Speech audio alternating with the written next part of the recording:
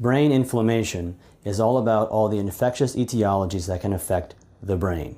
The patient on the test is going to present with a fever and a headache, and it's up to you to figure out what the next step is going to be. I'll point out the highlights, but we're going to work through the entire workup for someone with fever and a headache. Let's start by building a differential. When someone comes in with fever and a headache, your suspicion for brain inflammation goes up. The things that are going to help you point to a primary infection of the brain, some sort of inflammation of any of the structures, is going to be photophobia, phonophobia, with or without nausea and vomiting. But I want you to remember, before we get going, the test is going to present you with a fever and a headache. In real life, fever and a headache might just be some systemic illness. That is, when you get the flu or have a really bad cold, you probably have a fever and feel like crap. That might involve a headache. So in real life, not all fever and headaches are going to be brain inflammation. But on the test, when they say the chief complaint is fever and a headache, and they start including things like photophobia, phonophobia, nausea, and vomiting, they're driving you at brain inflammation. And there are three main categories for fever and a headache. It is going to be meningitis, inflammation of the meninges, encephalitis, inflammation of the thing around the brain, and abscess formation. What you're looking at is meningitis, abscess, and encephalitis. And within each branch, you should consider more thorough differentials. Now, for the most part, meningitis is going to be bacterial. And the typical bacterial meningitis responds to empiric therapy until cultures and sensitivities are obtained. But I want you to pay attention for clues in the vignette that are going to point you at one specific type of meningitis, such as TB, Rocky Mountain spotted fever, Lyme, funguses like cryptococcal, and if you're really reaching, viruses can cause meningitis. The thing that's going to drive you at meningitis is fever and a headache with a stiff neck. That is, the Koenig and Brzezinski signs are going to be positive. When you think about an abscess, you're going to have this big mass lesion somewhere in the brain. And that mass lesion is going to be pushing and taking up space, causing focal neurologic deficit. So if you see fever and a headache with a focal neurologic deficit, think abscess. Before you start treating that abscess, you have to make sure it's not cancer. So your differential for a space-occupying lesion with fever, headache, and focal neurologic deficit is abscess or cancer. Encephalitis is not going to present with a stiff neck. It's going to present with fever and a headache with some altered mental status. That is, encephalitis causes encephalopathy. And you probably remember from microbiology in your second year of medical school that there are 1,000 viruses that you can remember. And you can go looking for them. West Nile, St. Louis, equine, pig, sheep, dog, East Nile, North Nile, whatever. The fact is that even if you found them, the only thing you would do was report to the CDC you found them, which would have more people going, ordering more tests, trying to find them. And they would report to the CDC that they found them, so more people would go looking. The point is, the treatment for all of these is supportive. And chances are they're so rare that you're just not going to find them. In the United States, the only one that matters is herpes. One, because it's common, and two, because we can treat it. So yes, if you're going for a 275, you have to remember all the names of all the different mosquito-borne encephalitides. For the most part, you don't have to know that. So this is our differential. meningitis, bacterial and other, abscess or cancer, encephalitis caused by some sort of virus. The only one we care about is HSV. So how do we work up someone who has fever and a headache?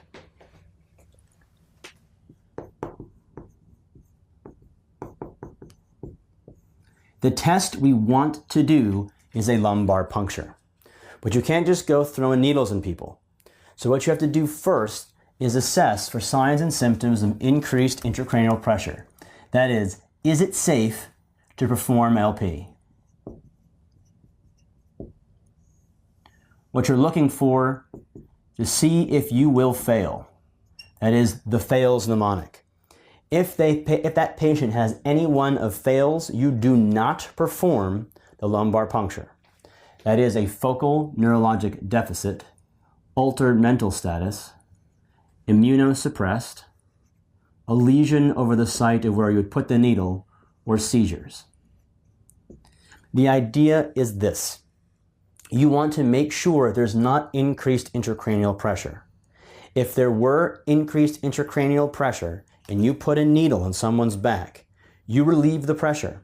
You're going to have CSF in the eye and their brain is going to herniate through the foramen magnum and they die. So the focal neurologic deficit tells you that there might be a mass-occupying lesion. But if they're altered or having seizures, they can't tell you that. And if they are immunosuppressed, they may not be able to make the inflammation necessary to increase intracranial pressure or show you signs and symptoms. And you have to be careful with the diagnosis you can find on immunosuppressed patients. To be immunosuppressed is the elderly neonate who's on a monoclonal antibody chemotherapy for their HIV. Any of those positive means immunosuppressed. The point that I'm trying to make is a question they ask essentially on every internal medicine test. That is, if the LP is unsafe, you cannot perform an LP. If it is safe to do so, you perform the LP.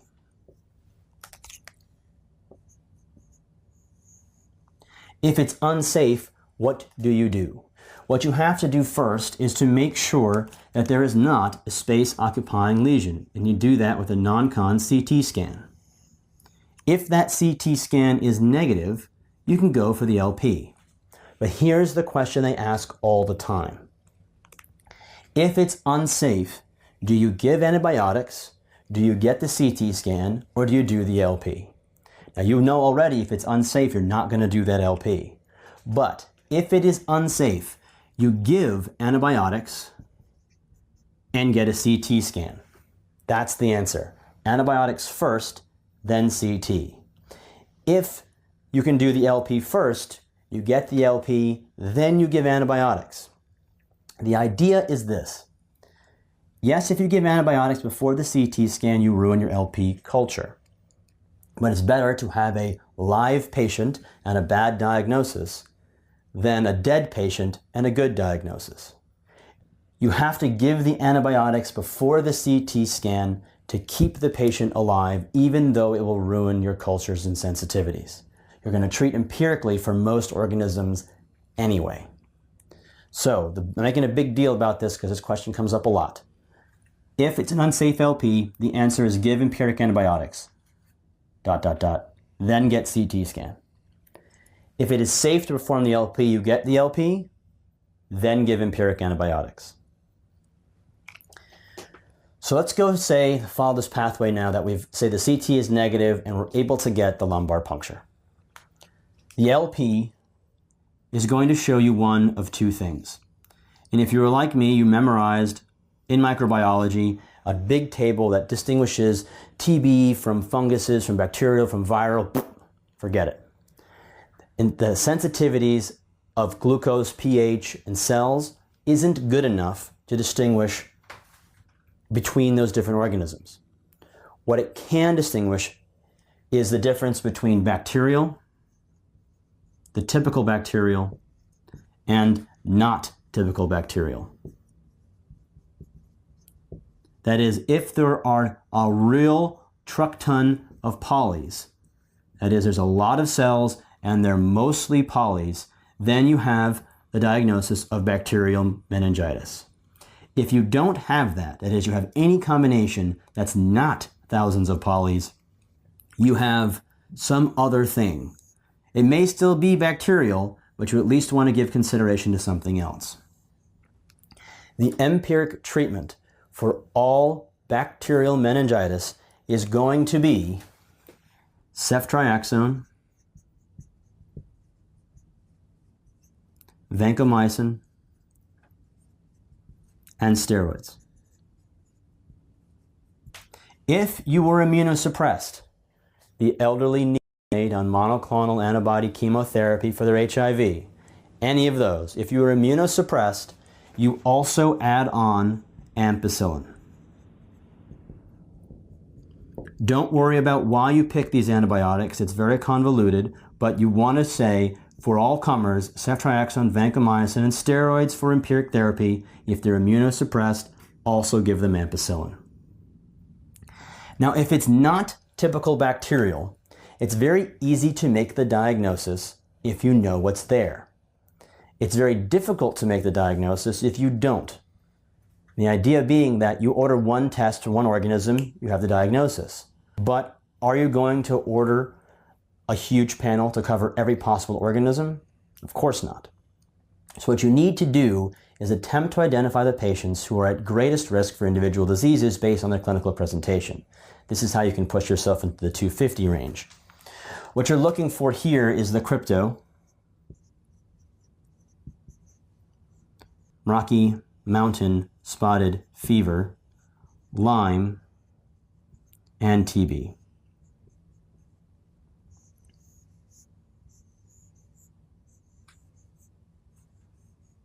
Remembering that these are going to get you into the 250 range, let's briefly talk about what you should look for in a patient in order to suspect the diagnosis.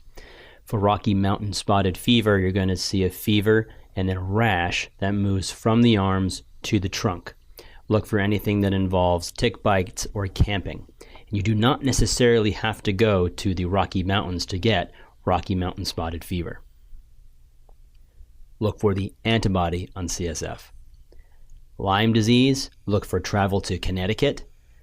You're going to see a target-toried rash with arthralgias, and you may see arrhythmias to indicate invasive Lyme disease.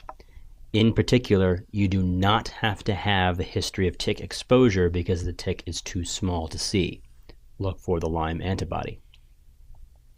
Cryptococcal meningitis is going to be the easiest one to spot. If you suspect meningitis and it's in an AIDS patient, chances are it's going to be Cryptococcus. The opening pressure is going to be very elevated, and then you get a cryptococcal antigen in order to determine if the Cryptococcus is present.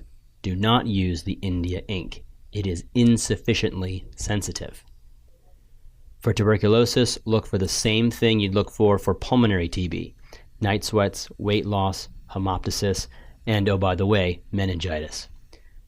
People who are at risk for developing TB are going to be those who are homeless, in prison, or are from endemic areas.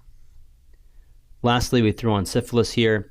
If you see somebody who has a history of syphilis, that is, they had a primary chancre, they had the secondary erythema multiforme, and now they're showing any neurosymptoms whatsoever, they might have neurosyphilis. And I throw this in here because we talk about syphilis in the STI lecture. If you suspect tertiary syphilis, you have to get CSF RPR or CSF treponema antibodies. Getting them from the serum will be insufficient. And once you've made the diagnosis of cryptococcal meningitis, you are going to give them amphotericin. Rocky Mountain Spotted Fever and Lyme both respond to ceftriaxone. And TB gets put on the typical therapy of RIPE. The idea being that there are more potential diagnoses for not bacterial than just these. But the ones you want to study for your test are these four, because they come up more often than not. So this is what happens when we were able to get an LP that said bacterial versus not bacterial. And we've diagnosed this person with meningitis. Let's come back up to the CT scan. What happens if this CT scan actually showed us a mass lesion?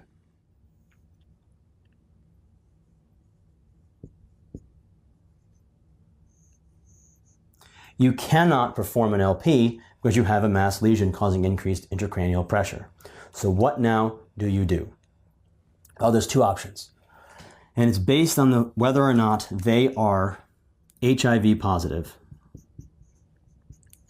And really, they have to have AIDS. And ideally, they'll give you in the vignette that they had toxoantibody positive at some point in their history. If you get all three of that, they're telling you what to do next. If they just tell you that they have AIDS, they're probably pushing you towards this. The idea being that if they have AIDS with a positive toxoantibody, the chances of that mass being toxoplasmosis is so high, you just treat. So if yes, then toxo. You treat the toxo. And after you treat toxo, you're going to rescan 6 weeks later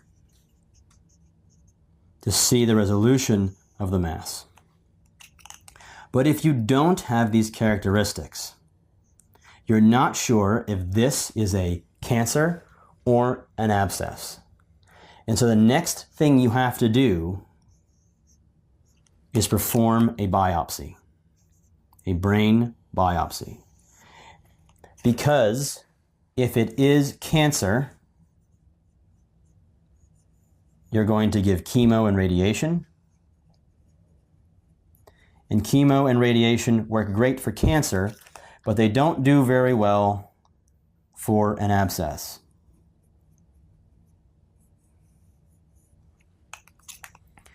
Instead, if you have an abscess, you're going to drain and give antibiotics. Drainage and antibiotics work great for an abscess, but not so well for a cancer.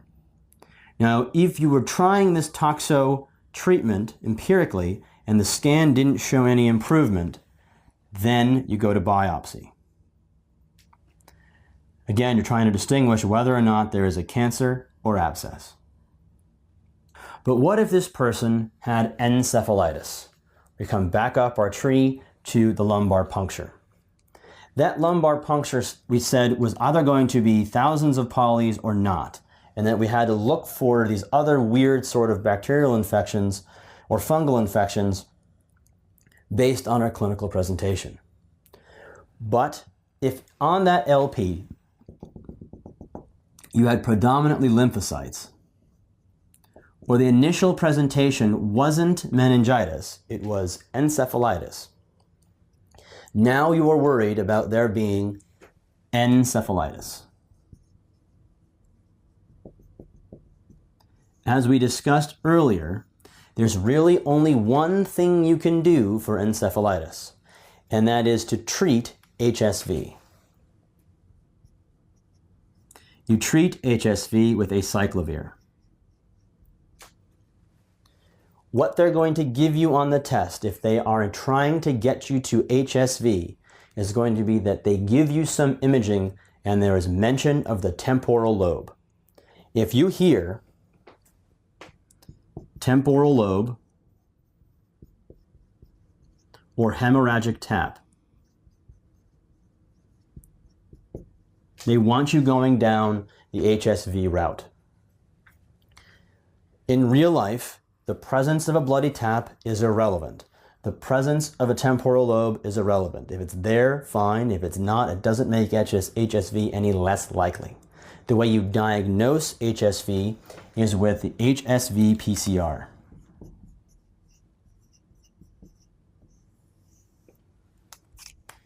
If it's positive, you treat for it. If it's negative, it's not HSV and you give supportive care.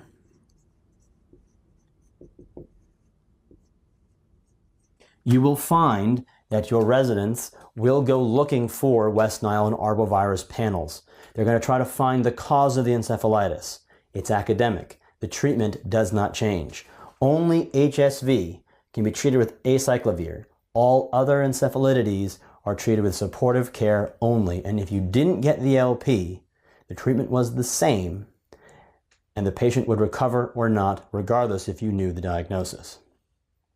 So let's review one more time, highlighting the critical elements in the workup of someone who has brain inflammation. The first thing is that the patient will present with fever and a headache. It's up to you then to decide, do they have meningitis, an abscess, or encephalitis? Meningitis will have a positive Koenig-Brzezinski sign with a stiff neck. The abscess will have a focal neurologic deficit, and encephalitis will be an altered mental status.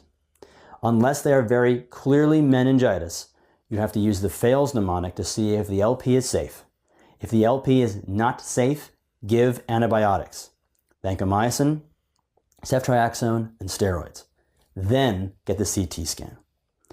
If the LP is safe, get the LP and immediately give antibiotics, vancomycin, ceftriaxone, and steroids, plus minus ampicillin if they're immunocompromised.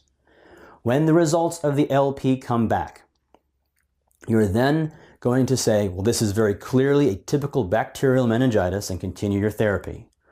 Or you're going to say this is very much not a typical bacterial meningitis and go looking for another diagnosis. Whether that is encephalitis or some of the stranger bugs like crypto, TB, Lyme, and Rocky Mountain spotted fever, you have to use the clinical presentation to determine that. And lastly, if you have a focal neurologic deficit and the CT scan shows a brain lesion, it's going to be biopsy to determine if it's cancer or an abscess, unless they're HIV, AIDS with toxoantibody positive, where you can empirically treat for toxoplasmosis and reassess. That is brain inflammation.